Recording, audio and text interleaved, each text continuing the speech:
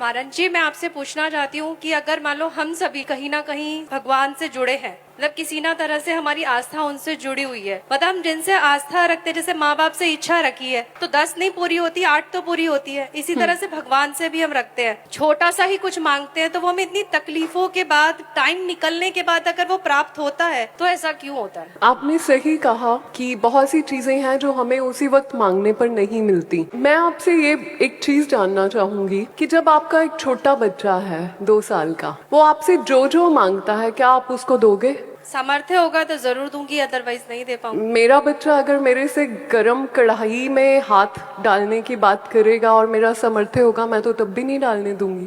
जी नहीं डालेंगे। अगर आपका 2 साल का बच्चा बोलेगा मुझे 1 तोले की चेन बना के दो, अभी पहनूंगा गले में, सामर्थ्य है, दे दोगे? नहीं मारन। तो जितने हम से आने हैं, हमें बनाने वाला कितना से आना होगा? हमसे कहीं ज्यादा। कहीं ज्यादा।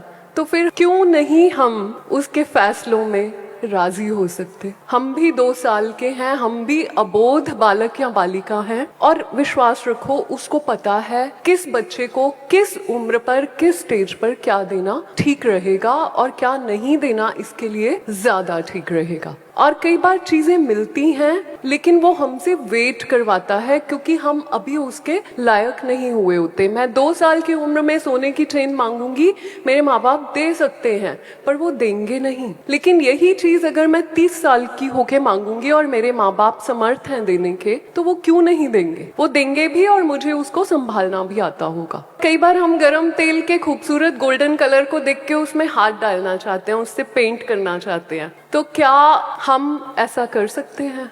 नहीं कर सकते। वो चीज जैसे 2 साल का 4 साल का बच्चा नहीं देख पा रहा है, हम भी अपने इस पंचभूतक शरीर में लिमिटेड होकर आते हैं। तो कुछ चीजें हम नहीं देख पा रहे हैं कि वो खूबसूरत गोल्डन कलर बबल्स उठते हुए तो बड़े अच्छे लग रहे हैं, पर ये नहीं पता है कि उसके नीचे आग जल रही है और जो ही मैंने उसमें हाथ डाला मेरा हाथ चला जाएगा हमेशा के लिए।